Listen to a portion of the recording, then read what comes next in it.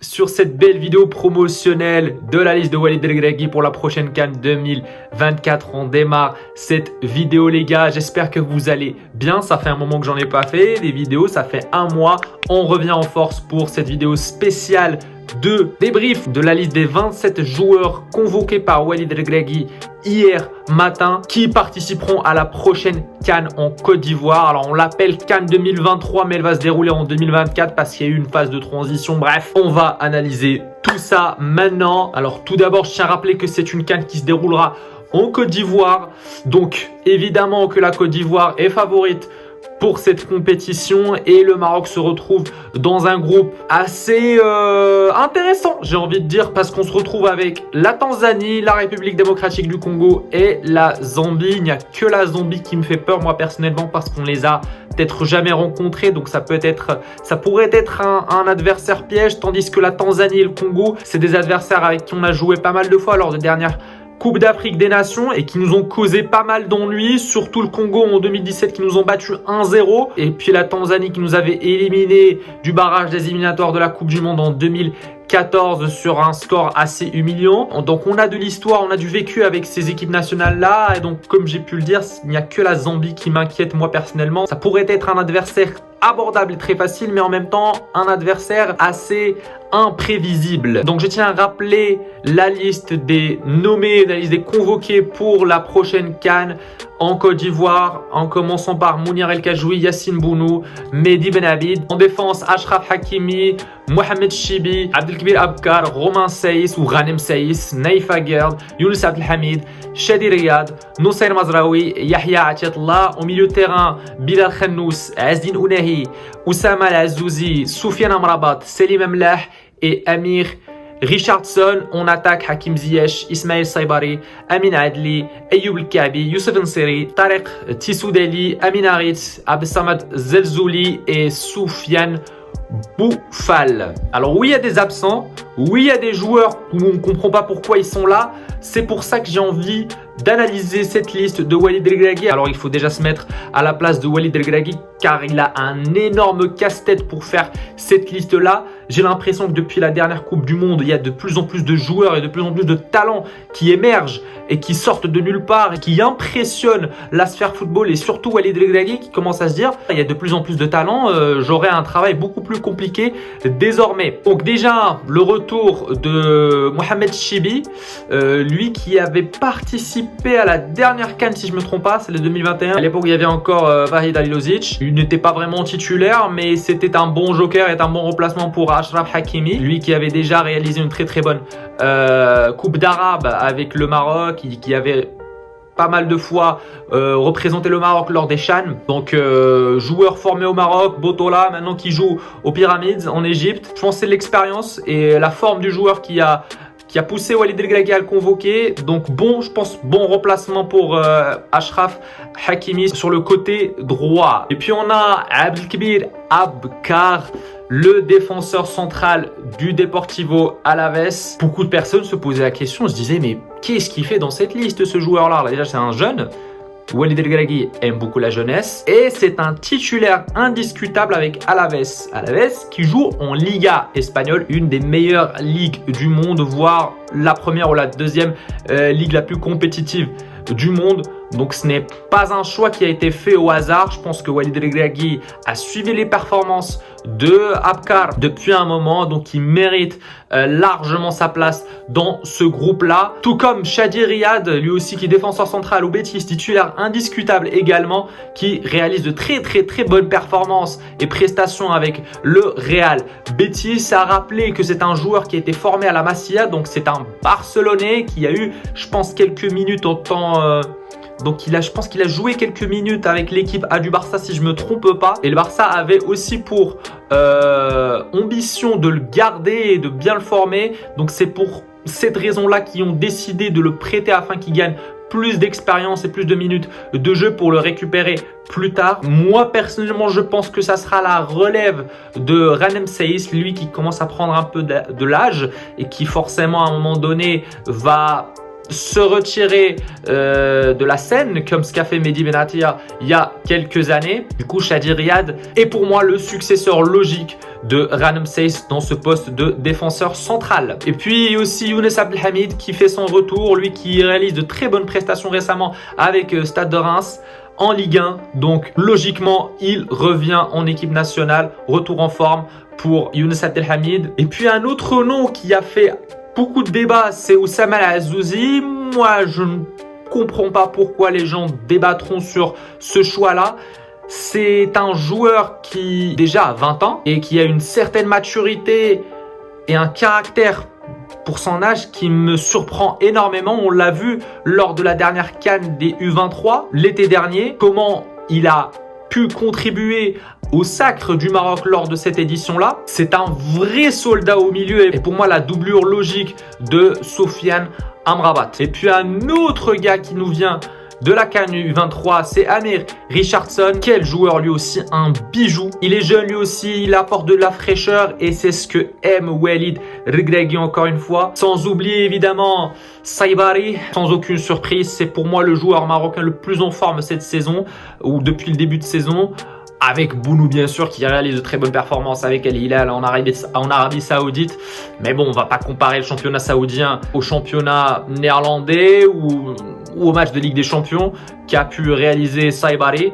Donc c'est une vraie star du PSV Eindhoven aujourd'hui, Saibari. Donc il impressionne tout le monde au PSV Eindhoven et mérite sa place dans ce groupe-là. Après j'ai même envie de dire qu'il pourrait être titulaire. Mais bon, on va en parler vers la fin de la vidéo, donc si vous voulez, vous pouvez y aller jusqu'à la fin de la vidéo pour voir mon 11 titulaire de cette CAN ou le 11 titulaire que fera Walid Regragui lors de cette CAN. Puis dernier joueur révélation, c'est Amin Adli, le jeune joueur qui évolue au Bayer Leverkusen. Pareil, c'est un joueur très important pour le Bayer Leverkusen cette saison-là, qui est très en forme et qui pourrait être un très bon joker en attaque. Maintenant, c'est plutôt les absents qui ont fait un petit peu polémique entre parenthèses, mais j'ai envie de dire c'est normal, on ne peut pas convoquer tout le monde, on ne peut pas appeler tout le monde, ça dépend de la forme des joueurs, de l'expérience, de la jeunesse, ça dépend de beaucoup de facteurs que Walid Regragui met en œuvre et qui peuvent être des fois très difficiles à juger. Je le respecte énormément le fait qu'il ne fait pas beaucoup d'affect. Quand je dis affect, je parle bien évidemment de Yahya Jabran. C'est un joueur qui connaît très bien, il a côtoyé Wydad, il l'a côtoyé pas mal de fois en équipe nationale. Mais bon, il a décidé de ne pas le convoquer. Pourquoi? Parce que c'est quelqu'un, et comme elle a pu expliquer lors de la conférence de presse, qui est en manque de compétition de haut niveau depuis un moment. Et c'est aussi un joueur qui prend de l'âge. Donc il a préféré convoquer des joueurs qui participent à des compétitions de haut niveau en Europe et qui pourront potentiellement subir cette pression-là qu'apporte le haut niveau lors de cette CAN. Alors oui, il y en a qui vont peut-être pas être d'accord avec cette idée-là parce que Yahya Jabran est un habitué du football africain.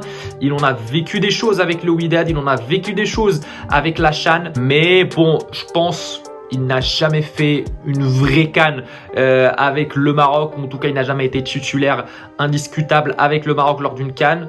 Certes, il a été un élément important, ou du moins lors de la dernière Coupe du Monde au Qatar, mais je pense cette fois-ci Walid Regragui a préféré donner un peu de temps et un peu de chance aux jeunes qui montent en puissance de plus en plus lors des derniers mois. Un autre absent aussi, mais c'est une absence logique, on va pas vraiment débattre là-dessus, c'est Abou Khlal qui s'est blessé en début de saison, une blessure assez sérieuse qui va l'empêcher des terrains pendant 6 mois, je crois, un peu plus. Donc c'était logique de ne pas le convoquer. Abou Khlal qui a été un élément assez important pour le Maroc lors de la dernière Coupe du Monde au Qatar. Lui qui a marqué le but victorieux contre la Belgique lors de la phase des groupes. Malheureusement pour lui, il ne sera pas de la partie, tout comme Jawad Liamir. Ce choix-là m'a un petit peu surpris parce que Jawad Liamir est en quelque sorte un joker défensif que Walid Regragui pourrait faire jouer en cas de surnombre de l'équipe adverse. On l'a vu appliquer cette stratégie face au Portugal lorsque le sélectionneur de l'équipe du Portugal a décidé de jouer avec plein de joueurs offensifs, dont Cristiano Ronaldo qui a décidé de rentrer. À ce moment-là, Walid Regragui a décidé de mettre Yamik. Pareil lors du match face à la Belgique où l'entraîneur de la Belgique a décidé de faire rentrer Lukaku, et à ce moment-là, Walid Regragui a décidé de faire rentrer Yamik pour contrecarrer ce choix-là. Cette fois-ci, il n'aura pas ce petit joker-là, mais comme j'ai pu le dire, voilà, on a Abkar, on a Shadi Riyad, donc il y a énormément de densité dans cette défense du Maroc. On a également Younes Abdelhamid, donc je m'inquiète pas vraiment là-dessus. Et puis aussi, j'ai envie de dire que Jawad Liamir n'évolue plus au haut niveau depuis un moment, donc il joue en Arabie Saoudite, je crois, donc ce n'est pas vraiment le haut niveau là-bas. Pareil pour Saberi, lui qui a eu, je pense, une année 2022 qui était sa meilleure saison jusqu'ici. Malheureusement pour lui, aujourd'hui, il n'a pas joué une seule minute avec la Fiorentina, qui a dû le prêter carrément à l'Haïfa, je crois, en Arabie Saoudite, pareil, où il n'a pas énormément joué là-bas, où je pense qu'il s'est blessé. Bref, il n'est pas du tout apte à participer à cette compétition, malheureusement pour lui. Pareil que Walid Chedira, qui j'ai l'impression a vit un certain burn-out.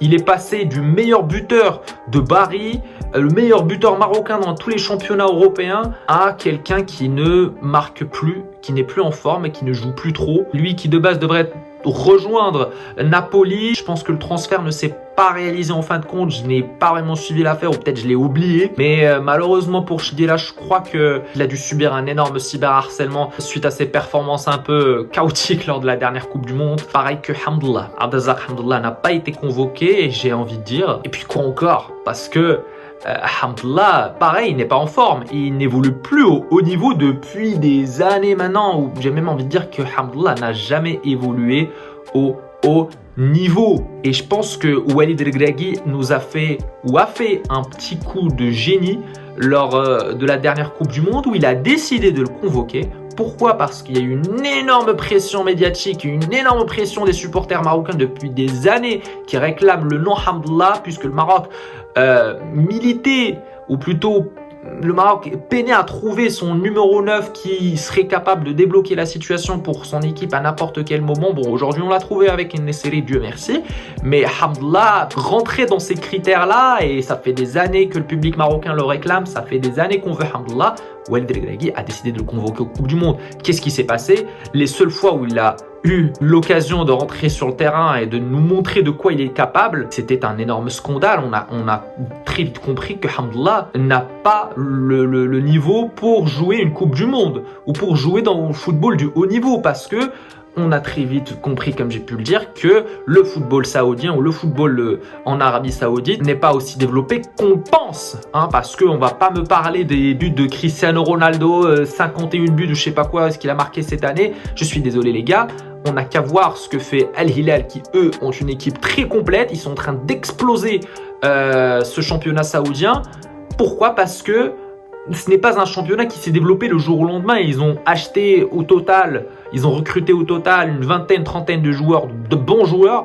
Ça ne fait pas la totalité des joueurs dans le championnat saoudien. Donc, croyez-moi qu'il reste, en tout cas la majorité ou 90% des joueurs qui ne sont pas des joueurs de football de haut niveau. Donc, c'est ce qui crée ce petit fossé-là, et qu'on a l'impression que c'est un championnat qui est déjà en train d'évoluer. Non, on est encore loin d'une évolution du championnat saoudien. Alors oui, ça a suscité de l'intérêt suite au transfert de Ronaldo et suite au transfert de pas mal de stars dans ce championnat-là, mais c'est loin d'être un championnat compétitif, les gars. La preuve, Hamdallah, quand il a eu l'occasion de représenter le Maroc en Coupe du Monde, on a compris qu'il était pas au top physiquement et qui ne pouvait pas tout simplement rivaliser avec le niveau des joueurs qui étaient présents en Coupe du Monde ou contre les équipes contre qui on a joué. Donc, en fin de compte, Walid Regragui, sa stratégie a été de nous prouver aux Marocains que il y avait une raison derrière la non-convocation de Hamdallah en équipe nationale. Et maintenant, plus personne parle de lui, plus personne réclame Hamdallah parce qu'on a très vite compris que ça en valait pas vraiment la peine. Donc, afin de préparer cette Coupe d'Afrique des Nations, le Maroc va se confronter à la Gambie le 7 janvier prochain à Casablanca, je crois, pour le compte d'un match amical, histoire de se mettre un petit peu dans le bain et histoire de se préparer pour cette CAN qui, moi personnellement, me fait un peu peur, comme toutes les CAN où le Maroc a participé. On a un historique dans cette compétition qui est assez perturbant, assez inquiétant, j'ai envie de dire. On n'a presque jamais réussi à faire nos preuves dans cette compétition, en tout cas depuis la finale qu'on a atteint en 2004.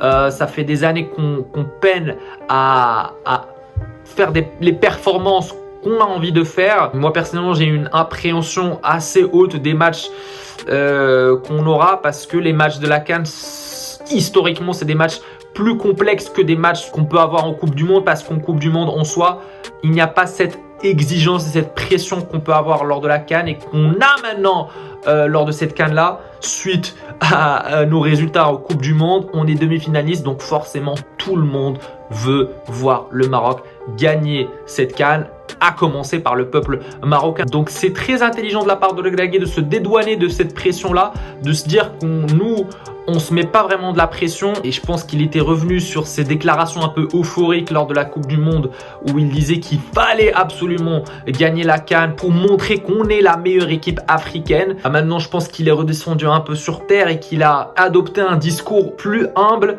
Et je pense que c'est une très bonne stratégie pour ne pas se mettre de la pression, parce que cette pression-là peut tout simplement jouer à notre défaveur, et ce n'est pas vraiment le but lors de cette CAN-là. Maintenant, moi, ce qui m'inquiète surtout, c'est l'état des pelouses. Je ne sais pas s'il y aura des pelouses comme les pelouses qu'on a eues au Cameroun il y a 2 ans. J'espère qu'on aura un bon état des pelouses et que ça sera plus ou moins jouable. On sait que le Maroc mise beaucoup sur les transitions rapides et le jeu fluide qu'on a vu lors de la dernière Coupe du Monde sur un bon état de pelouse. Là, cette fois-ci, je ne sais pas si ça va être possible de reproduire ce qu'on a fait en Coupe du Monde en termes de jeu. Mais en même temps, j'ai envie de dire qu'on a un atout énorme maintenant, c'est En-Nesyri et non pas En-Nesyri.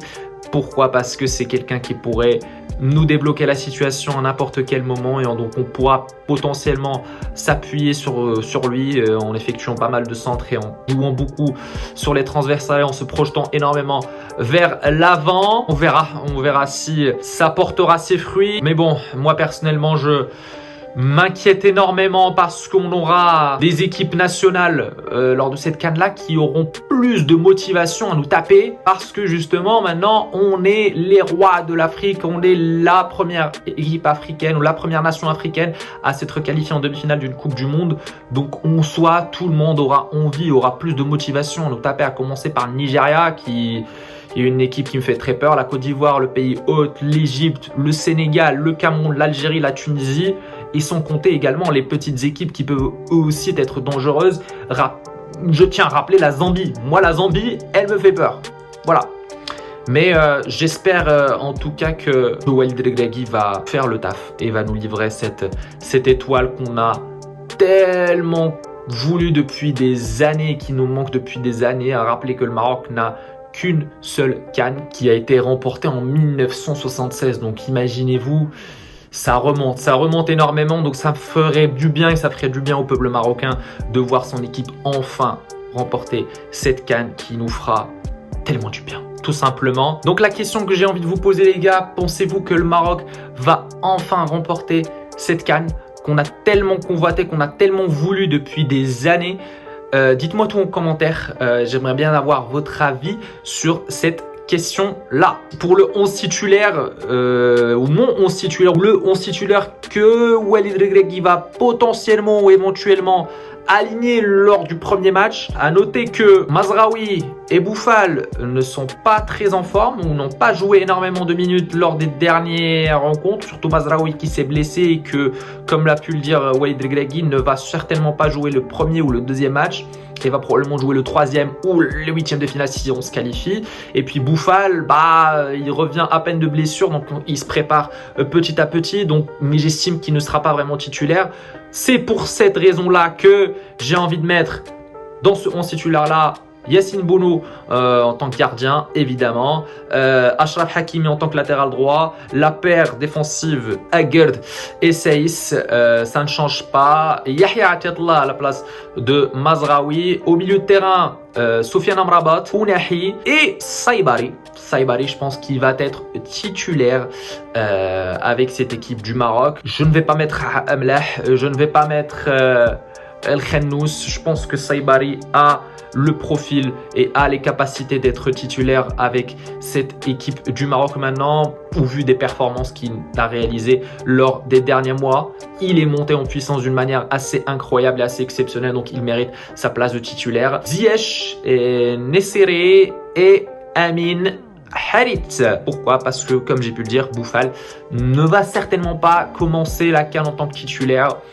Il va probablement donner la place de titulaire à Harit, qui lui est étincelant depuis le début de saison avec l'Olympique de Marseille, est un joueur phare et un élément important de cette équipe là, et je pense qu'il retrouvera sa place de titulaire en équipe nationale du Maroc. Du coup les gars, c'était tout pour cette vidéo débrief de cette liste là et de cette CAN là qui est en train de se préparer et qui arrive à grands pas en Côte d'Ivoire et qui débute le 13 janvier.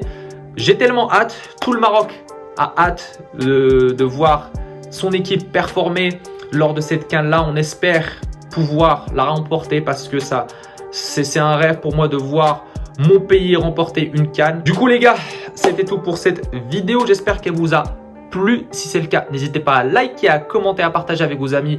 C'est bon pour le référencement. Et n'hésitez pas également à vous abonner et à activer la cloche pour ne rater aucune de mes vidéos les gars.